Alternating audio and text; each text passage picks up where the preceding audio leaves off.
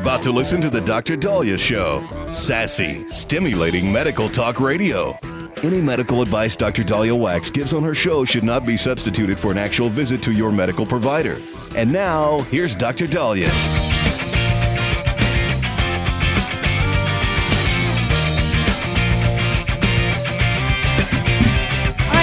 You're back on the Dr. Dahlia Show, 1-877-Doc-Dolly, 1-877-DOC-DALI. So I woke up this morning and I get an alert from my credit card saying we paid your $3,300 balance in full. What? First of all, where did you take the money from to pay that balance? And I don't have a $3,300 balance on my credit card. Discover's like, oh, yay, look at us. Yay us, pat us on the back. Well done. I called the flipping phone. So I take a look at this, and then I try to log on. And something about the Discover log on is it doesn't matter if my username and password is correct. It always says login credentials are incorrect. Okay, so it takes me about 45 minutes to figure out how to log back in, because otherwise you don't get paper statements anymore. In the olden days, you would go to the table or desk where you had all the mail. You would look in the mail. You would maybe organize your paper statements. Now just everything is all loosey-goosey because it's all electronic. So it turns out I had a balance of $3,339.59. I'm like, what the hell? So my first thought is somebody's stealing. Somebody has my credit card and they're stealing. So I'm like, okay, well, I'm going to, figure out all the charges on this credit card and, tell them wrong, false, that's not me. So there's Albertsons for $155.68. That was me, because Albertsons, I think I went and bought dinner. By the time I got all the goods that I needed to cook dinner, I ended up spending about $155. And I might have actually added a little bit of cookies and fruit to that. But so that one is legit. There's a $1.67 charge. Yeah, we bought a Slurpee in Platte City, Missouri when we were driving around the Midwest. Air garage parking for $15.29. Then there's a couple bar charges because I took my nephews out. And so there's a bunch of stuff from Omaha and that I'm not worried about. Then there's another Albertsons for $110, Roberto's Taco Shop. I didn't go to Roberto's, but maybe somebody, somebody of the family member went to Roberto's. It would have been nice. There's a glasses charge. Spotify keeps popping up. I'm not sure why I have a Spotify charge. There was a Belfast Irving gasoline, $5.43. Do you guys ever spend only $5.43 for gas? The only thing I could think about is maybe somebody in my family just needed $5 of gas, so they just quickly topped it off. Well, when I start to look at all these things and add it up, it's some flights, the dog can't bow wow. It looks like all of this is legit. How the hell in 30 days did I spend $3,300? I guess I did. Now, okay, we got this. We'll figure this out. I can't start an OnlyFans.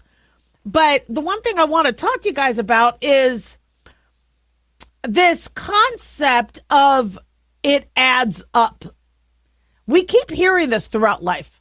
Well, it added up, whether it pertained to our health, whether it pertained to traffic violations, work dings, issues with the relationships. It added up. And this is how credit cards work. This is how a lot of things work, where, okay, just a little bit of an issue here, a little bit of an issue here. And today, I think the reason why I'm anxious today is because what has been adding up that's going to smack me upside the ass anytime soon. So now I think about my homeowners association. How many naughty notes have I gotten from my homeowners association? Your Christmas lights are still up and it's June. there's a weed. You have a bush that's blocking the number on your house. And I'm like, is this all going to add up? And then they're going to say you're out? My cholesterol's good. I've been, watching my my metrics and things like that. But things are adding up. I mean, look at calories. I'll eat maybe a little here and a little here, a little here. And if you don't count them, it all adds up.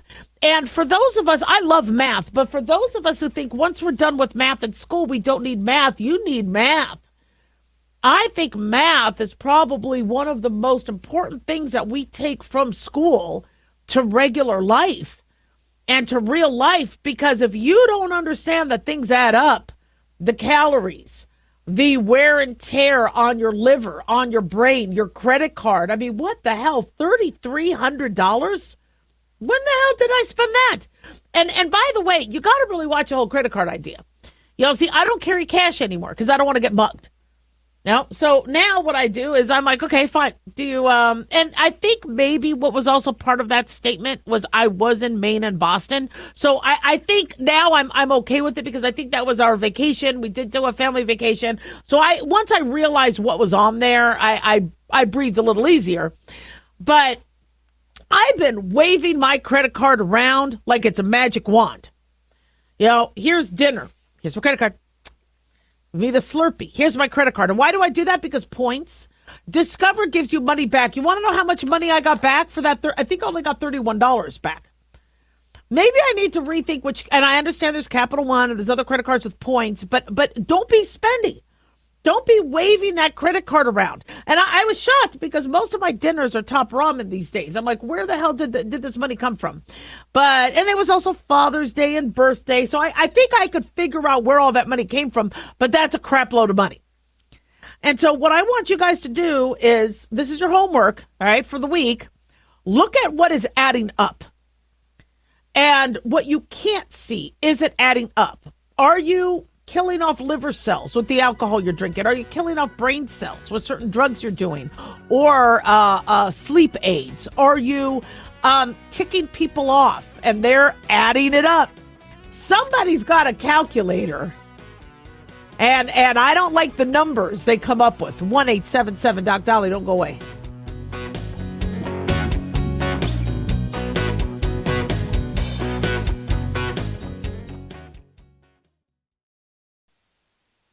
Have you ever thought you'd like to buy and sell houses but didn't know how or where to get the money? My name is Ron LeGrand, and over the past 40 years, I've bought over 3,000 houses without using my money or credit and taught thousands to do the same. Today, even in a virtual environment, we buy nice houses in nice neighborhoods using no banks, realtors, contractors, or other costly entanglements, and build huge cash flow and wealth without the hassle of tenants, all without credit and little or no money. You don't need a license or experience, and I'll show you exactly how it's done. Text FREE to 99799, and I'll send you my free training. I promise you I'll change the way you think about real estate and open the door to a new lifestyle that doesn't involve risk or rehabs and can quickly replace your current income. Text FREE to 99799 and let me show you how to take your life back and build cash flow and wealth from your home. That's FREE to 99799. Again, FREE to 99799. Hi, it's Mark Falter, host of the Financial Fitness Show. I strongly believe that no one should ever pay 1 penny more in taxes than they are legally obligated. Unfortunately, for most hardworking Americans, this just isn't the case. Why? Because most people spend more time planning next weekend's getaway than trying to ensure they're going to pay less in taxes. My financial fitness team has put together some materials that I know are going to help you. It's the Tax Savings Kit. Tax Savings Kit includes 3 things: free tax analysis, top 10 ways to pay less in taxes, and an investor's guide to taxes. Now, how do you get it? Simple. 866-764-2635. Again, 866-764-2635. I'm Mark Falter. This is Financial Fitness, making personal finance profitable.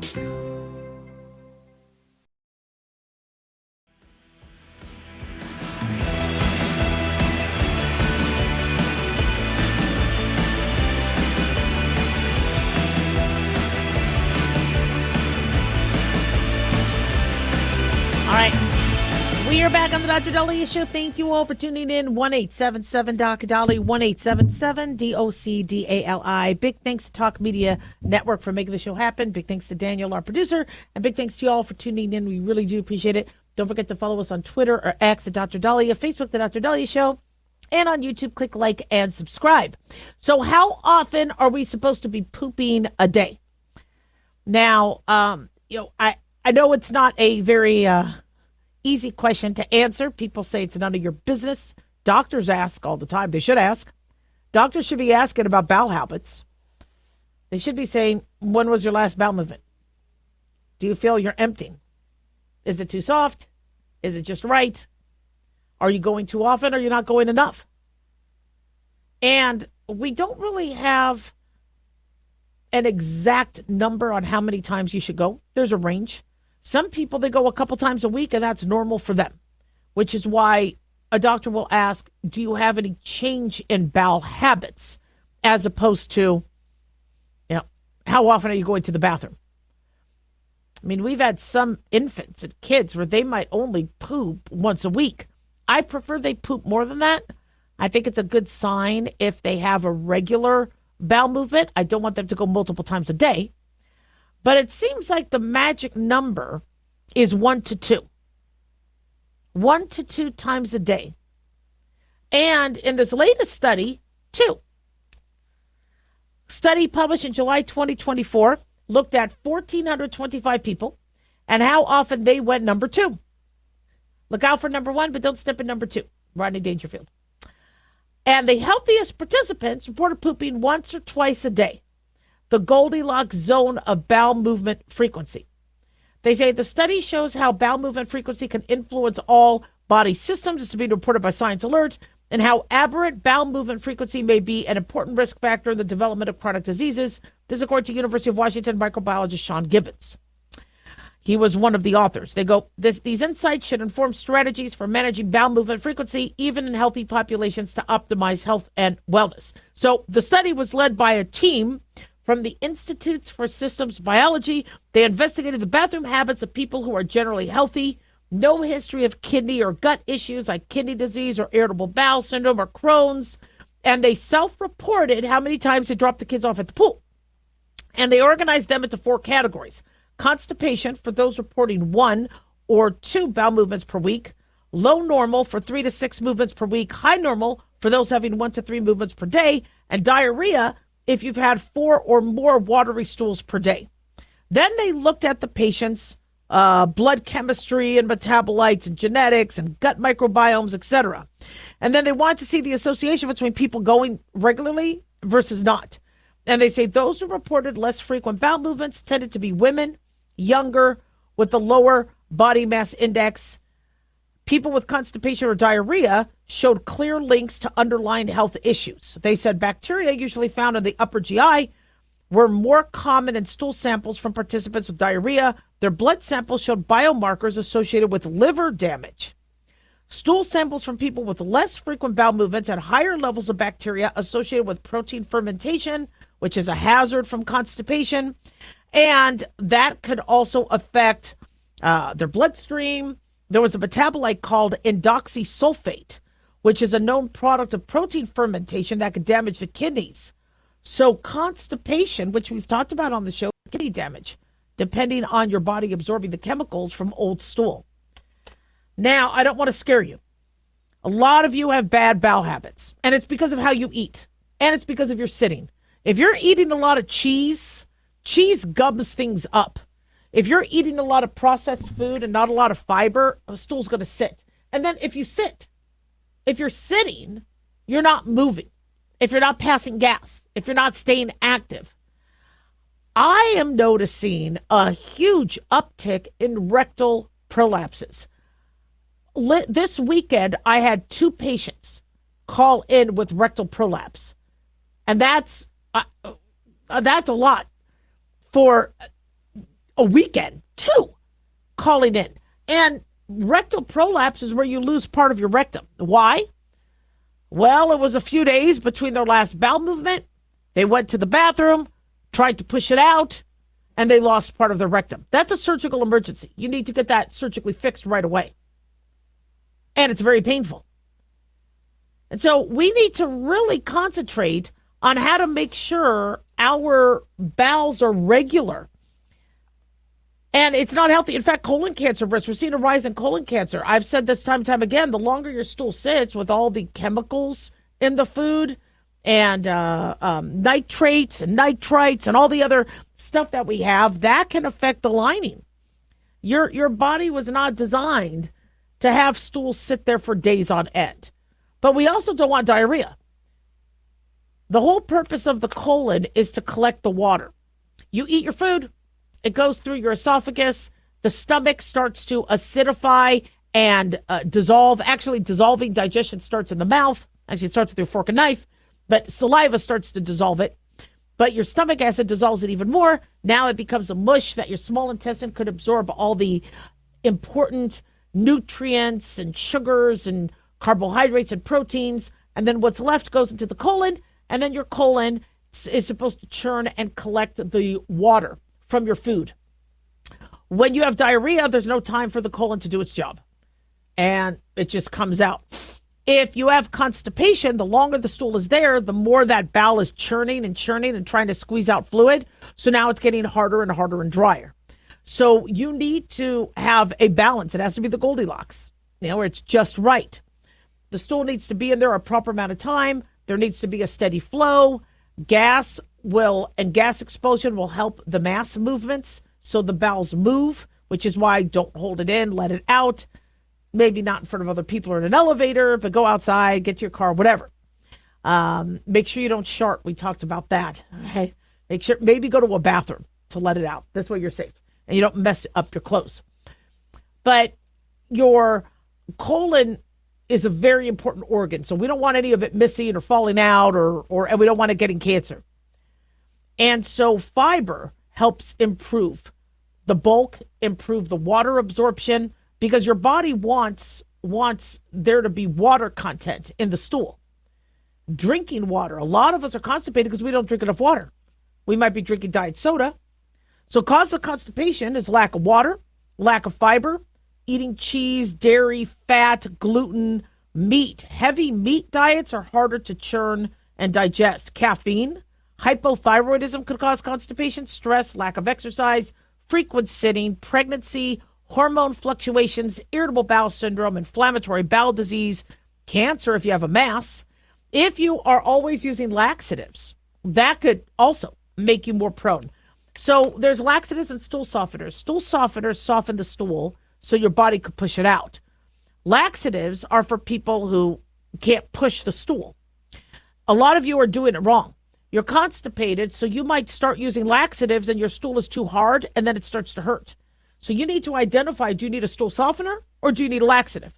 Are you constipated because the stool is too hard and you need to soften it first? Or are you constipated because the stool is soft but your bowel isn't moving? Either way, a medical provider should figure out what the hell is going on. If you have an eating disorder, or if you decide to, let's say, intermittent fast, where you eat absolutely nothing for hours, and then all of a sudden you take in a big meal, which intermittent fasting doesn't really tell you to eat big, large meals. They want you to eat steadily. Well, now your body doesn't have a nice rhythmic cycle. It's trying to deal with too much food at once. Medications can cause constipation, narcotics, antidepressants, iron supplements. So we want to make sure that we are minimizing your constipation. So cut out the cheese, cut the cheese, all right? Drink more water, get up, move. If you have to sit at a desk, get a stand-up desk or stand up every few minutes to stretch. Your boss won't get mad. They'll get mad if you're always going to the lounge and you're always talking at other people's desks. But if you're standing up, stretching, and you're still kind of working on your computer or you're on your phone, you could stand to be on the phone. You don't necessarily have to be always sitting, but you have to stand and move. And if you are noticing you're starting to get constipated, talk to your medical provider about that. Also, relax. A lot of times we rush. We sleep in and we're trying to rush to do whatever we need to because we have to be somewhere.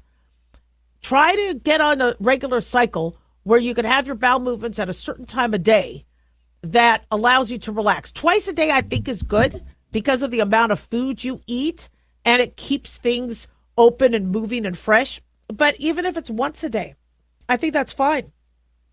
Once every 2 days, could be starting to push it. But when you look at these studies and they go, well, people who are very constipated or have diarrhea have other health issues. Well, it could be because of what they're eating, or it could be what they're exposed to.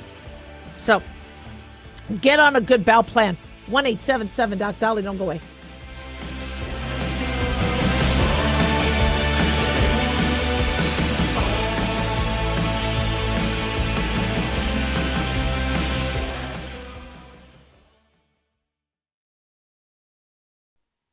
At Hot Shot Secret, we share the science behind common diesel problems and their solutions. For example, diesel fuel cetane levels. in many states, the cetane rating in diesel fuel is 42 to 45. Most diesel engines operate more efficiently with a cetane rating of 48 to 50. One treatment of Hot Shot Secret Diesel Extreme will raise your cetane 7 points, increase fuel economy, and improve cold starts. Due to a cleaner burn, there are less hydrocarbons and particulate matter in your exhaust. This reduces the blockage of your diesel particulate filter. Using Diesel Extreme generates 83% less DPF regenerations. The 6-in-1 Diesel Extreme formula also includes the most concentrated detergent on the market, lubricity enhancer, water demulsifier, rust and corrosion inhibitors, and a fuel stabilizer. Hot Shot Secret Diesel Extreme is available nationwide at truck stops, Fine Farm and auto stores, and online at hotshotsecret.com. Hot Shot Secret, powered by science.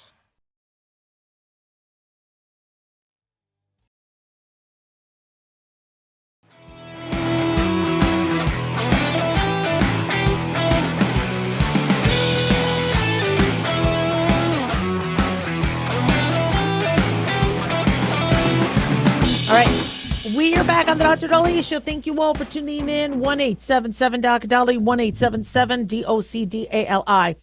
So we are having a rise in tocophobia. You guys know what tocophobia is? It is fear of childbirth. And we are having more and more women so scared of going through what they saw Rachel Green went through on Friends, or any other movie where somebody went through childbirth and was screaming and in pain, although it only lasted like a minute in the movies or in Hollywood. But people are so fearful of that pain that they don't want to get pregnant and they don't want to have kids. And it's real. In fact, you also have individuals who are pregnant that are so fearful of childbirth that they're asking for C-sections. And the majority of doctors don't want to do a C-section because a C-section is much more riskier than doing natural childbirth. And, you know, mind you, I'm Gen X. So I grew up in the 80s. And I would get very bad period cramps. And I would be writhing on my bed or on the couch or on the ground. And my mom would give me Midol, Tylenol products, maybe some Motrin.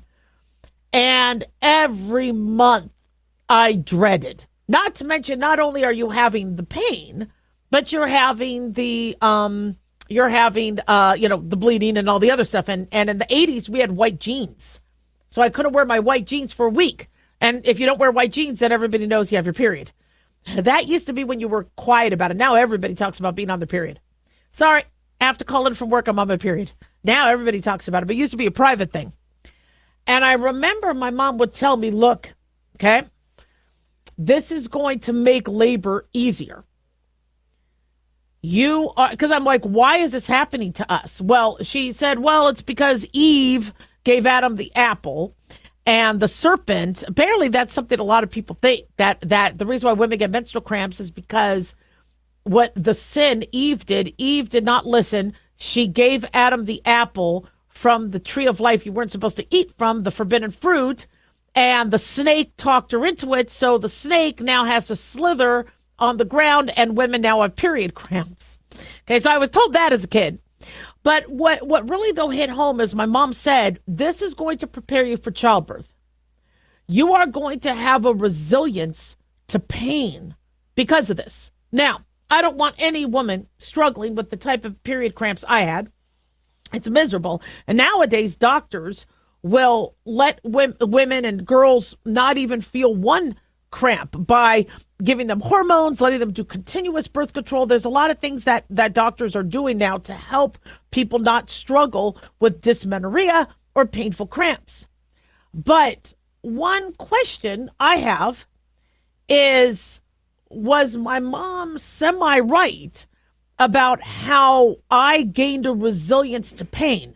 Now, when I gave birth to my first one, I was in labor for 5 days. Now, the contractions started every 20 minutes, but I wasn't able to go to the hospital until I was I think at the 10-minute mark, a contraction every 10 minutes.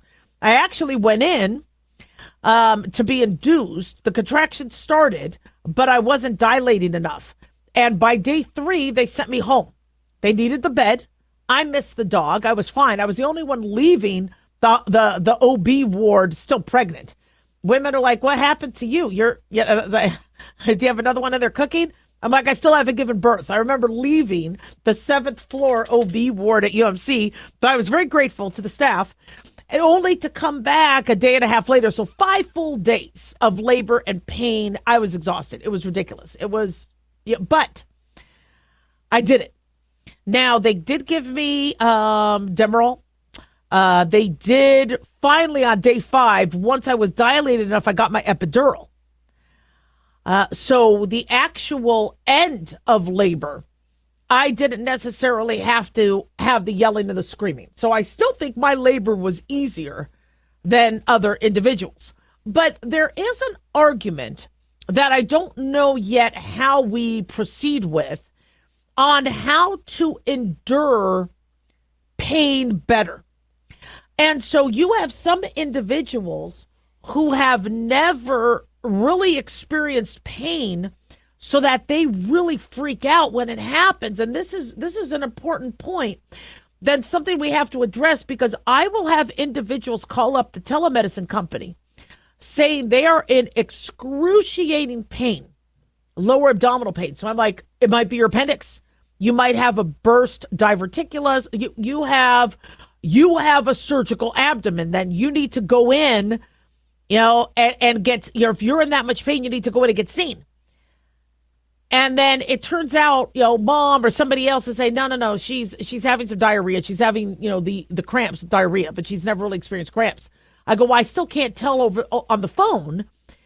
But if you haven't, felt pain before, we always ask you on a scale of 1 to 10, how bad is your pain? The reason why we ask you that is because we are assuming you have had different levels of pain in your life, so you could compare this pain to another. My kidney stone pain was worse than my labor pain. If you guys are afraid, right, to give birth and to get pregnant because you're worried about labor pain, then you better be drinking your water and not get a kidney stone, because kidney stone pain was even worse. I thought I was going to die. That was even worse than childbirth, if you can imagine that.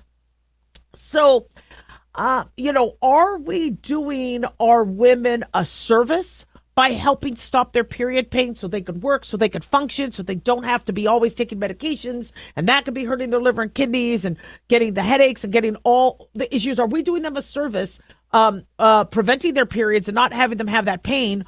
Or are we doing a disservice by them not building up a resistance to pain? 1-877-DOC-DOLLY, 1-877-DOC-DALI. It's not for me as a doctor to tell somebody to be in pain. It's my job as a doctor to get people out of pain. But we are having this tocophobia that is now pervading people's life choices, decisions to, to have babies. And the interesting thing is your second pregnancy goes a lot easier than the first. But the first pregnancy is going to be tough. And it's going to be a longer labor, especially the older you are when you start. And people fearing that, going, I don't even want to make a baby. It's concerning. And maybe it's because TV and movies made it, what's the word for it? Where they romanticized it and they made it comedic, and maybe people are not getting a realistic picture. But the truth of the matter is it's painful. I mean, I would never want to be the man, though, because my husband was sitting there like helpless. You could see he wanted to help me, and I was writhing in that labor bed in pain, and I was just waiting, and I knew. But here's the thing, though: when you're in that much pain, you know there's a life depending on you, and so I had no problem getting pregnant again, wanting to get pregnant again, because I knew a baby needed that. And when you're a mom, what you will do for that child is amazing. But now you start to wonder if individuals don't even want to have the baby because they're fear of pain, how do they get that resilience? That's one of the reasons why we have a lot of dependency on pain medications and sleep medications. Yeah, I mean, we used to bear through our, back pain and our headaches and now it's as soon as we feel pain, we take something. So I think we need to have some pretty honest conversations about what is the best way to proceed. And I'm not saying everybody needs to suffer from painful period cramps. No, if you suffer from that or you have endometriosis, if you don't have to suffer, why suffer? Life is too short.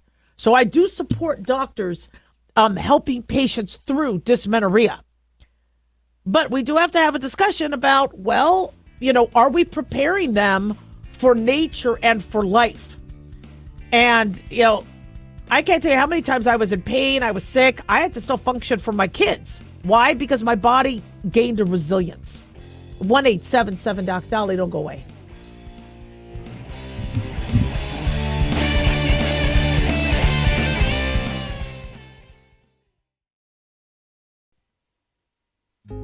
Hey guys, it's Clyde. We've had a lot of requests for Ground Zero merchandise, so we put together an online store with a big variety of high-quality items. I'm really excited to let you know about these things. We have a lot to offer you and your loved ones. In addition to our regular apparel, such as t-shirts, beanies, hoodies, and hats, we've expanded our product line with posters, flags, aprons, mugs, and a whole lot more. We also have Ground Zero collectibles along with a limited edition of items like a Clyde Lewis canvas portrait, a Ground Zero embroidered jacket that will certainly make for great gifts and for interesting conversations with family and friends. And we now offer publications such as Ron Patton's book about mind control, MK Zine, and back copies of the official magazine of Ground Zero while it was in print. Paranoia, the Conspiracy Reader, also coming in 2023, are updated and revised books that I've written. There's a secure and easy-to-use shopping cart for your purchases. So shop today at our official store by going to groundzeromerch.com. Again, that's groundzeromerch.com. Hey, America. How tired are you of mainstream corporate media's biased narratives and manipulated news? Their dishonesty and attempts to influence this generation have been exposed, put on display for anyone who's even half paying attention. But the New American Magazine has been an honest source of news and commentary for over 50 years. This is your opportunity to receive the stalwart of principled journalism at a deep discount. Picture a beautifully published magazine arriving at your doorstep twice a month, packed with insightful stories written with integrity. It's also available digitally on the New American's mobile app. Get up to speed with intelligent coverage from a freedom perspective. Right now, for a limited time, the New American is available to radio listeners at a 25% discount on a new subscription.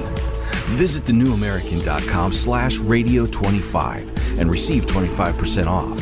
Subscribe today at thenewamerican.com/radio25.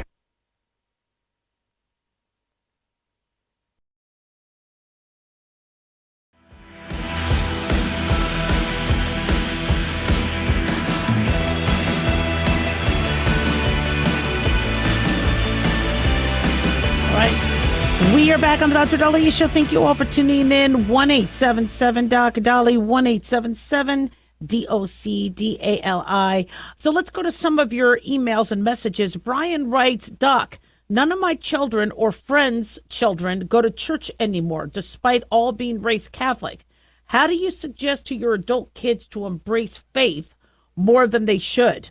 So you're not the first person to ask. This is very common. We are seeing in the younger generations, their attitude towards church and religion much different than when older generations grew up.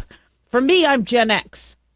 And I was raised, if you didn't follow your religion, a lightning bolt would hit you. There was a lot of fear. The younger generations are bucking a lot of traditions. They are much more scientific in their thinking. They question the existence of God more than Gen X's and baby boomers and older generations. And also a big part of that is society. And so in the olden days, you didn't have Netflix, TV, all the entertainment you had. Most of your entertainment and community and friend group was through your church. And so you would have socials, you would have mass, or you would have or in Judaism, you would go to synagogue, and then you would meet up afterwards, or you would have Shabbat dinner. And so much of the entertainment and the celebratory part, as well as the religion was very entrenched in the life and in your day-to-day practices. And I notice that many younger individuals don't feel community in their churches or temples or mosques. They don't need to go to church to make friends, to be with friends, to find a spouse. And if they don't feel they have that need, they're not going to donate, they're not going to sign up, and they're going to use what they're more comfortable with, the online options. Also, COVID really hurt church and temple and mosque attendance. Once governors, and the governor in my state was Sisolak at the time, and we had the High Holy Days coming up, and our rabbi was saying, why can't you let people come to the synagogue to pray? And apparently they opened up churches and synagogues right after the High Holidays and High Holy Days. And that, that was, a kind of a slap in the face to, many people who, are people of faith. And once people saw, wait a second, I could just pray online. I could watch Mass online. I could watch the service online. I'm getting my prayer in that way. But you're missing communion. Now you're missing a lot when you're not in the church or in the temple. And so the question Brian has is, how do you talk to your kids about embracing faith? And my children are less religious than me in some respect. They're more religious in other respects. And the first thing I've done with my children is I've explained to them what I have personally lived through. And I tell them, your religion is going to be very personal. No two Jews, no two Catholics, no two Christians worship the exact same, because your relationship with God is unique.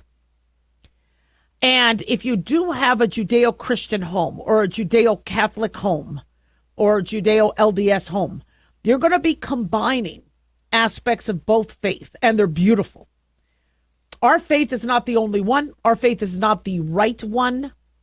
I know they say Jews are the chosen people, but God chose, I believe, all of us. That's why we're all here. God did not like the Amalekites, the Philistines, the Hittites. They're all gone.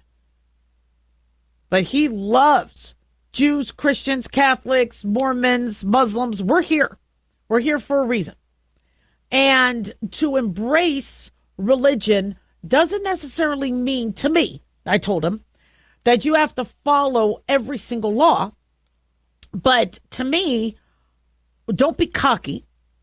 Don't think that the reason why you're here on Earth is because of just a couple atoms exploding. Now, God, I believe, played a role, because both of you would have died if it wasn't for prayer and God superseding.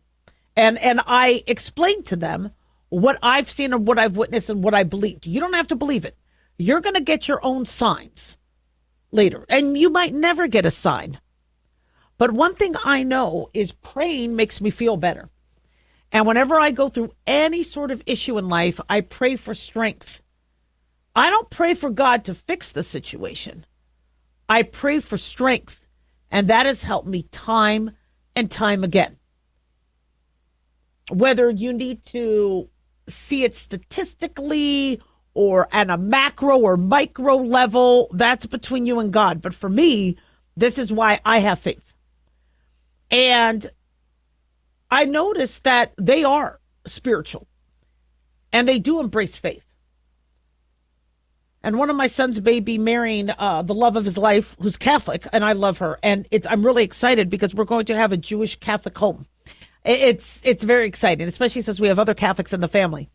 And the love of faith in God, it was interesting because both of them had said, I really couldn't be with somebody who didn't believe in God. And that was good for them. And that worked out for them. But, when you have family members who are doubting, and that does happen, God understands that there's doubt. In science, we always have doubt. I know the Biden administration didn't let us doubt some of the data on the vaccines and the dirty masks people were wearing. But in science, you are allowed to have hypotheses, test, question, doubt, reconfirm. So if you do have scientific thinking individuals, you are allowed to, what science can't explain is that God. And let them, when this happened to you, do you have a scientific explanation for it, or do you think God intervened? There's no right answer or wrong answer, but look at what's going on in your life. And then the thing I finally say is it can't hurt. To pray to God can't hurt. To me, if I didn't, I think, well, that could be a problem. Because again, I grew up with more fear in terms of religion. But does it hurt? Thank God. Pray before a trip that it'll be safe. Thank the Lord before you eat. Thank the Lord before you go to sleep. And that it's okay to not follow a religion to its upteenth percent of accuracy and laws. That's what overwhelmed me. I'm like, there's no way I'm going to be able to follow all the laws. That's impossible. And then you feel like, well, then I'm done for. No. Be a good person. Do good things. Even if you don't pray. Work with charities. Volunteer. Be kind. You could pray and think things in your mind, but God looks at actions. And ask them, when you do something good, how does that make you feel? That makes you feel good. Well, then fine. Just make sure you always incorporate something good in each part of your day. Do good for others. Do good for nature. If you see a little ant or bug, don't necessarily step and kill it if you don't have to. If it's a spider, absolutely. Get the blowtorch. Okay. I don't like spiders. I get that. Or if something that's going to attack you. But if you see a bee, don't bug the bee. Let the bee go on. Have a respect for life, nature, and it'll reward you. Comes full circle. 1-877-Doc-Dolly.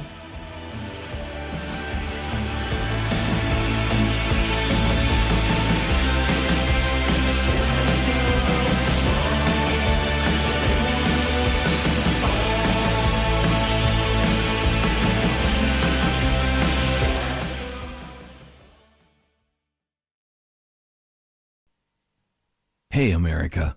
How tired are you of mainstream corporate media's biased narratives and manipulated news? Their dishonesty and attempts to influence this generation have been exposed, put on display for anyone who's even half paying attention. But the New American Magazine has been an honest source of news and commentary for over 50 years. This is your opportunity to receive the stalwart of principled journalism at a deep discount. Picture a beautifully published magazine arriving at your doorstep twice a month, packed with insightful stories written with integrity. It's also available digitally on the New American's mobile app. Get up to speed with intelligent coverage from a freedom perspective. Right now, for a limited time, the New American is available to radio listeners at a 25% discount on a new subscription.